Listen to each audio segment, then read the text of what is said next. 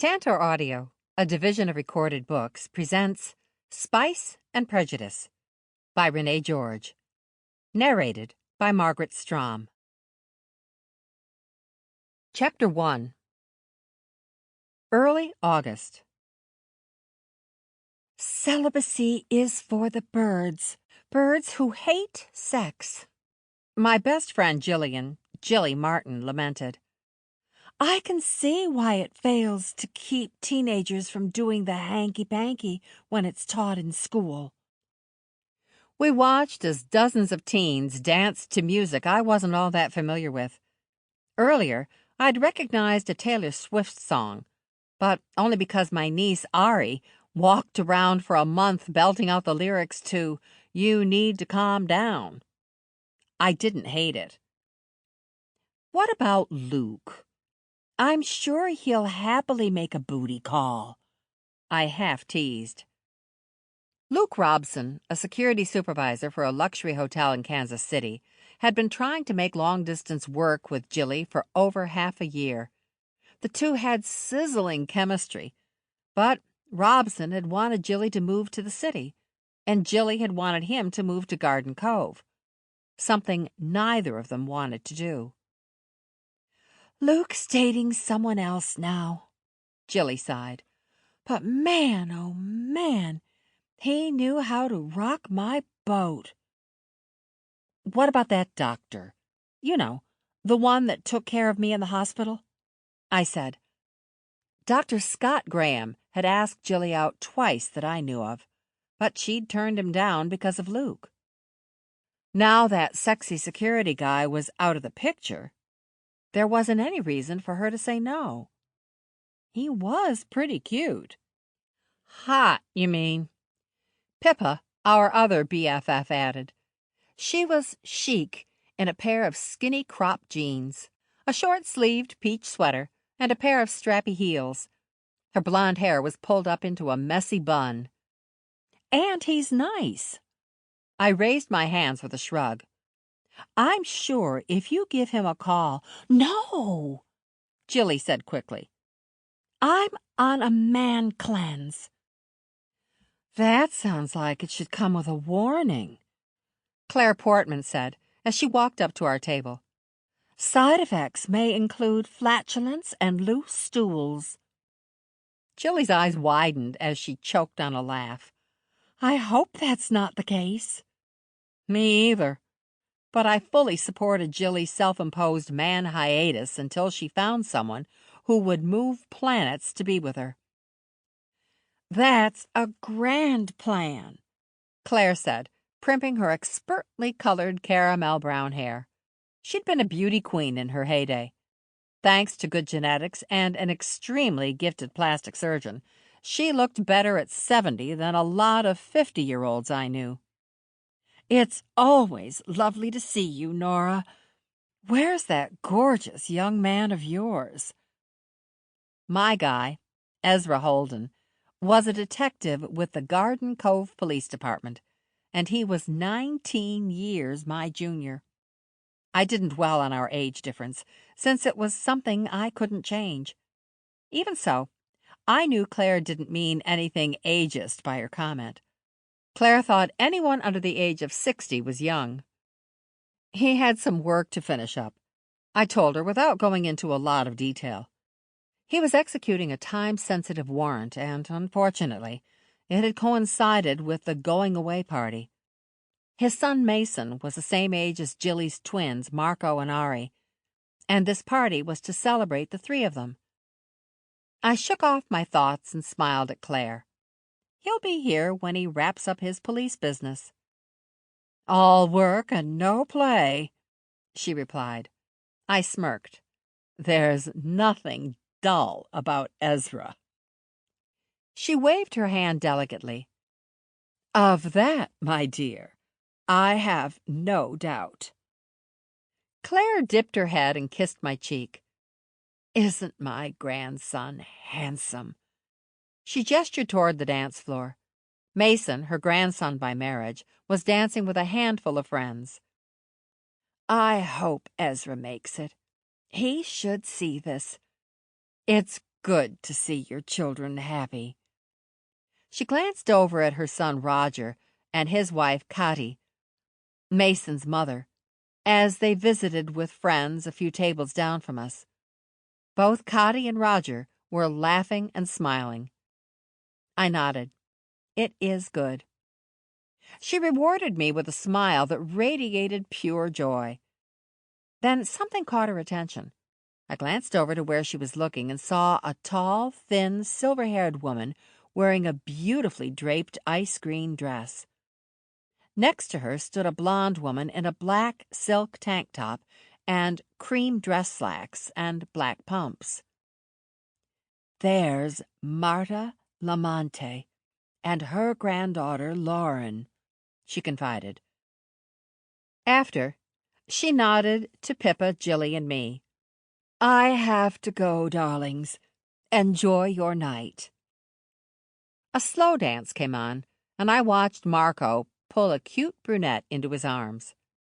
Ari glanced over at our table and waved as she started dancing with Mason, Ezra's son. The two of them had been thick as thieves since before their senior year. I'd asked Ari if the two of them were dating. She'd said no. I, admittedly, had been relieved. I was Ari's godmother, and I was in a relationship with Mason's dad. I worried about sides if the two of them got messy. And now, all three of them, Marco, Ari, and Mason, were technically adults and heading off on their next adventure. Which is why we were sitting in the ballroom at the resort where Gilly's ex-husband worked. It was a send-off party for the three of them, hosted by Gilly, her ex, Giovanni Rossi, Cottie Portman, who was Mason's mother, and Ezra. It was taking place at Portman's on the Lake because Cottie and her husband managed the resort for Claire, and Gio was the head chef at Players, the resort's fine dining restaurant. In other words, the price was right. "I can't believe my babies are going off to college," Gilly said. "It seems like just yesterday I was bringing them home from the hospital." "I remember that day," I told her. "They were so tiny, but I knew they'd never want or need for anything with you as a mom." Gilly's brown eyes glistened with tears. She hugged me. "You're going to make me cry." "We can't have that," I said, giving her a good squeeze. "Not when your makeup is this fabulous." Gilly had gone to the beauty shop that afternoon for a makeover, including hair and makeup. She always looked beautiful, but the ladies at Curl Up and Die had done my girl right. She wore a black pair of wide-leg pants, low-heeled sandals, and an off-the-shoulder V-neck top that showed off all her glorious curves. Gilly sniffled and dabbed at her eyes with a cocktail napkin. "You're right." The side doors opened, and a handful of waitstaff started wheeling in carts full of food. "Ugh," Gilly muttered. "The great Gio is making his entrance." Dinner for the party was being catered by Players. Gio, a James Beard nominee, and a Michelin Rising Star award-winning chef, and the absentee father of my godchildren. I wanted to punch him in his smug face every time I saw him. Tonight was no exception. The catered dinner, of course, had been Gio's grand gesture for his mostly grown children, who he'd managed to ignore for over a decade when he left his family to pursue his dream of celebrity in Vegas.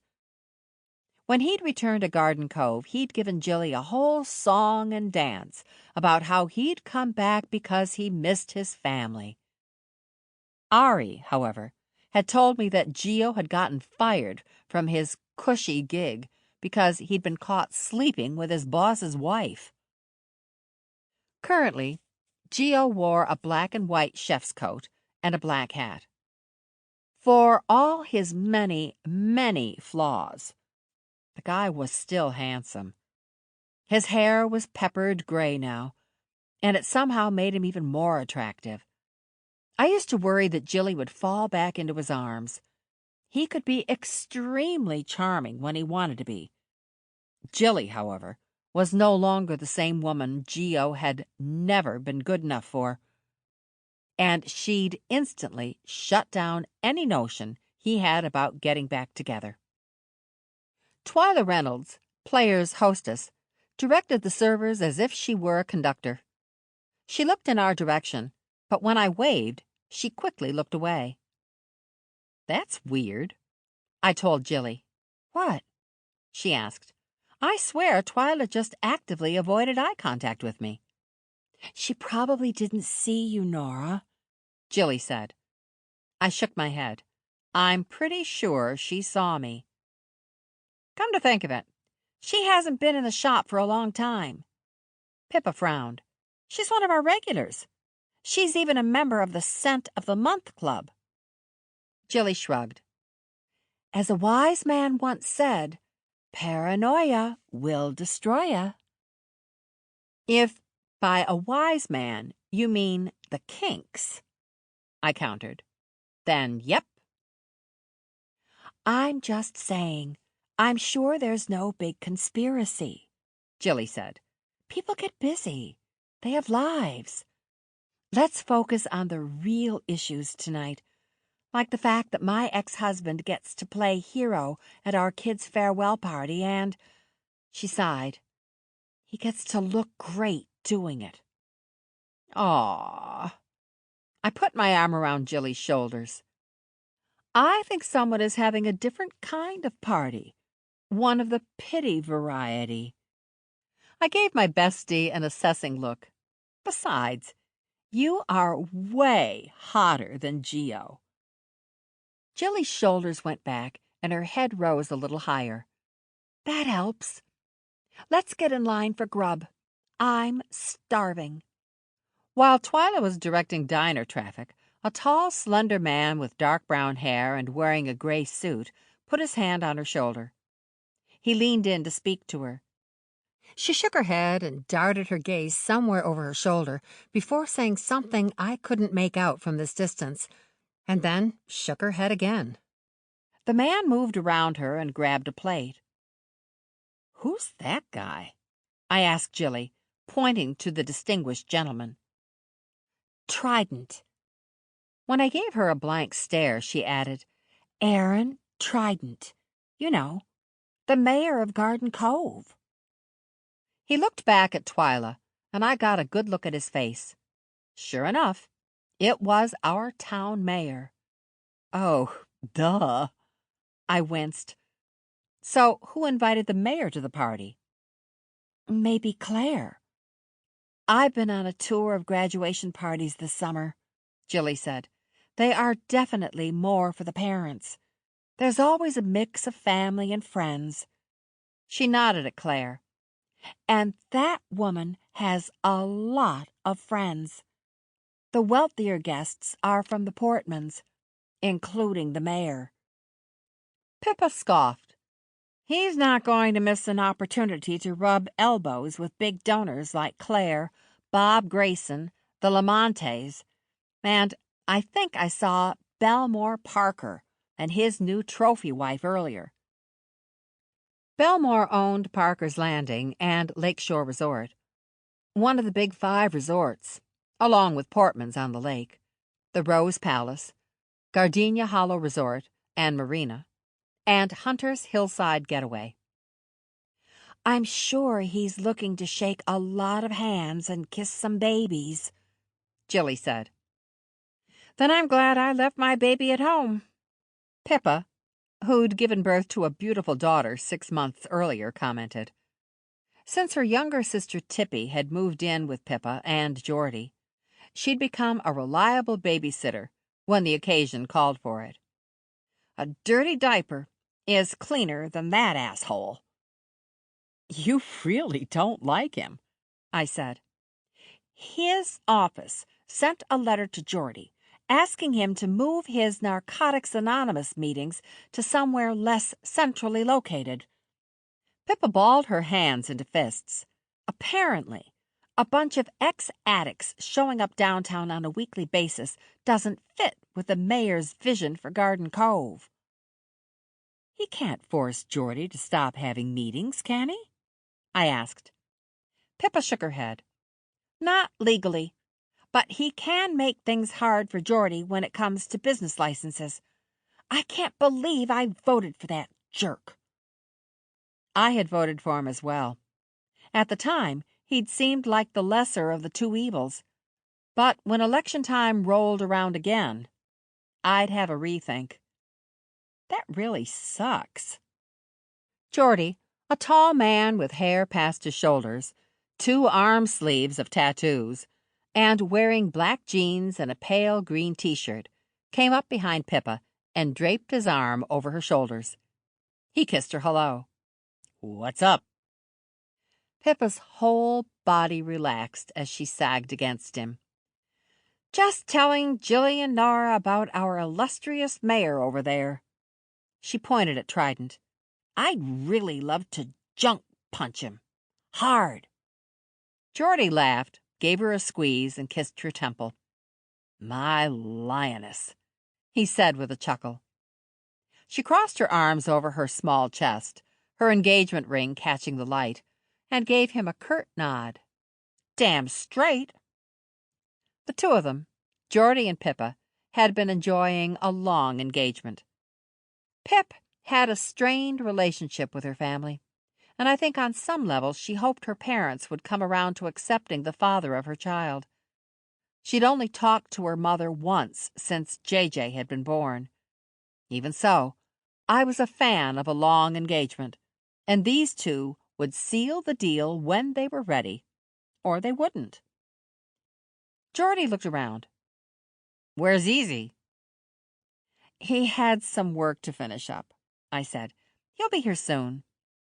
I looked at my fitness tracker for the time. I hope, anyhow.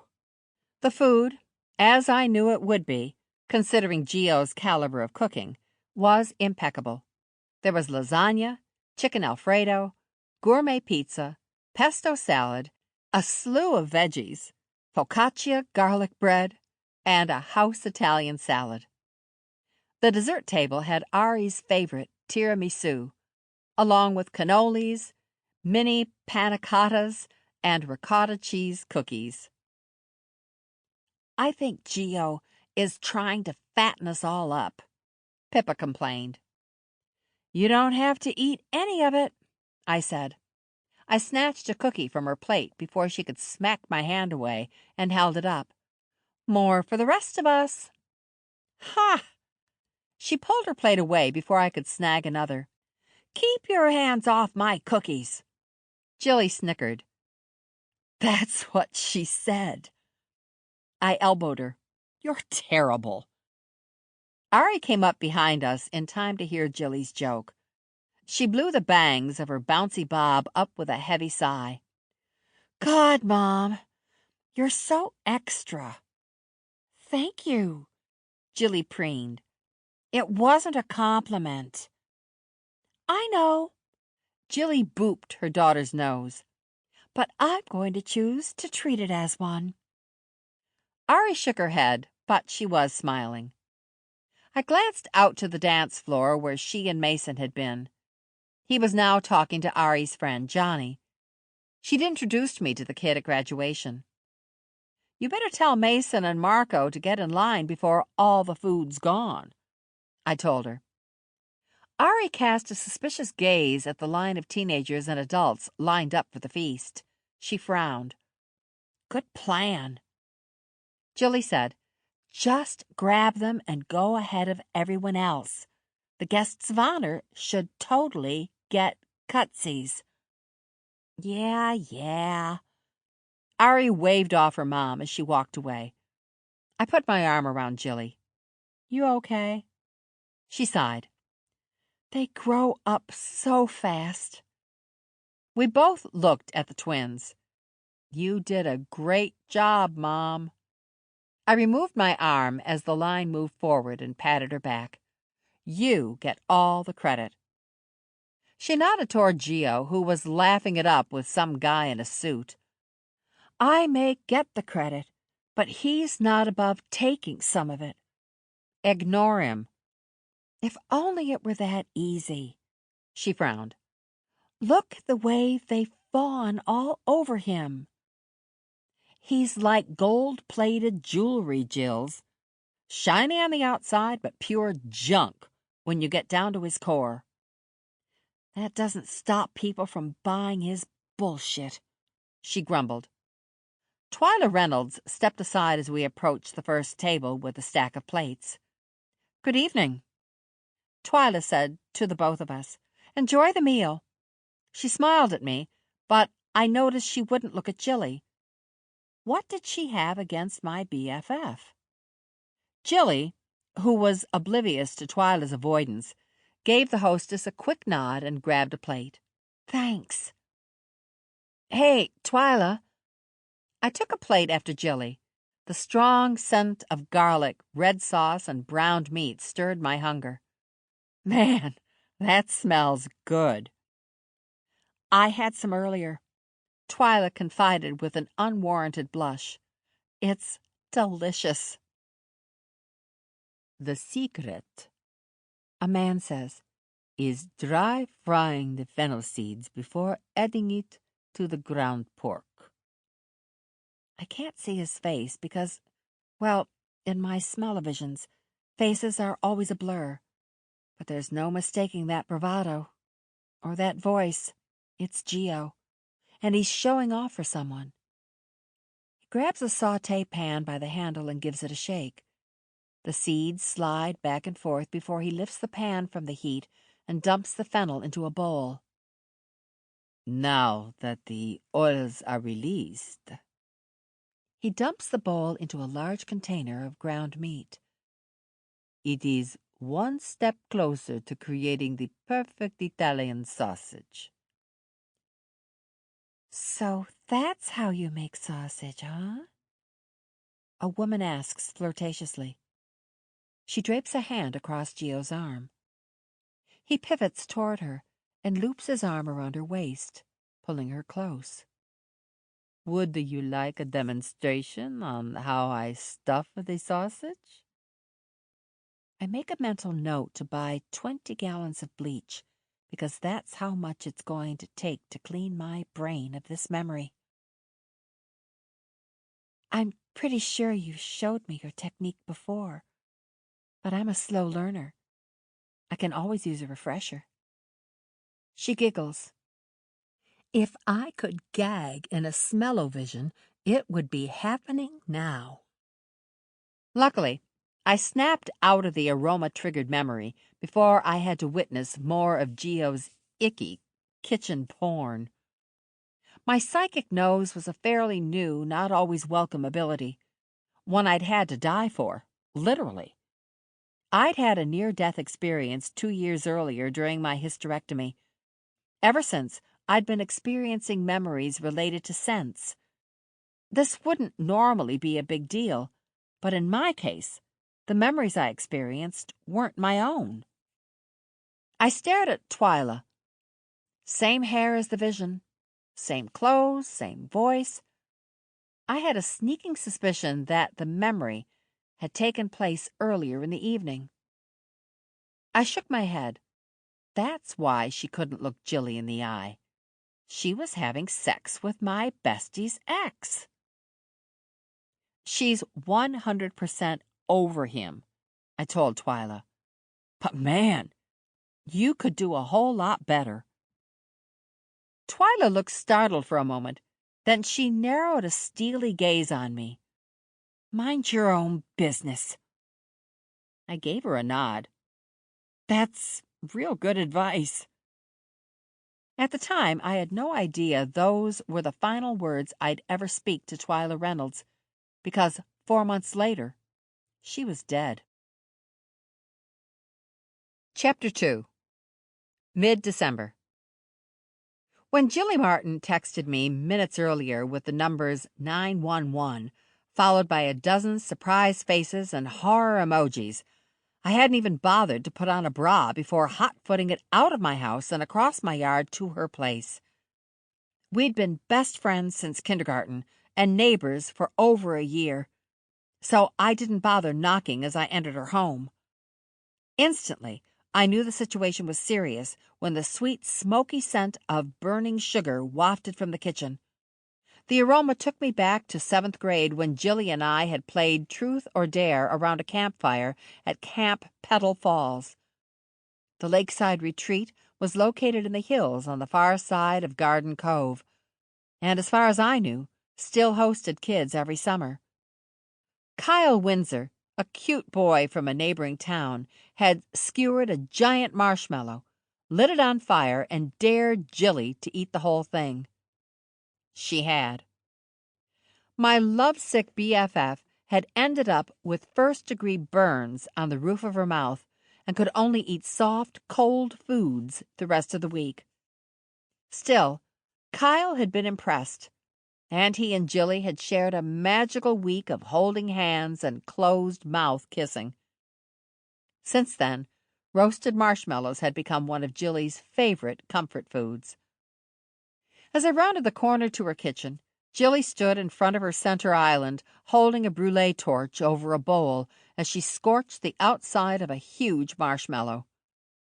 "You know," she said, "if you put the marshmallow in the microwave for 10 seconds, the insides get gooey soft.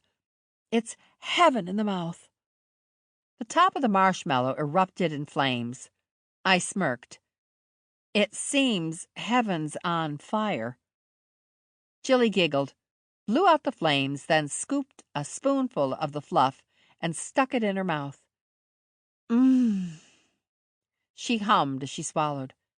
"The secret is coating the bowl with cooking oil before microwaving the marshmallow." I arched a brow at her. "How many of these have you eaten?" "Too many, or not enough. I haven't decided." She narrowed her gaze. "Don't judge me." I raised my hands. "Judge-free zone, I promise." I sat on a stool across from her. "Why don't you make me one while you tell me why you're drowning your stress in melted marshmallows?" Gilly retrieved another bowl, gave it a quick spray of cooking oil, toasted the marshmallow's bottom before setting it in the center and putting it in the microwave. She set the timer for 10 seconds, then turned around to face me. "I have a date." "That's great, right?" I wasn't sure why she was so stressed out. Maybe it was the who and not the what. "Are you back with Luke? Or did you finally say yes to the hot doc?" "No," she replied as she removed the bowl from the microwave. "And yes." "No to Luke?"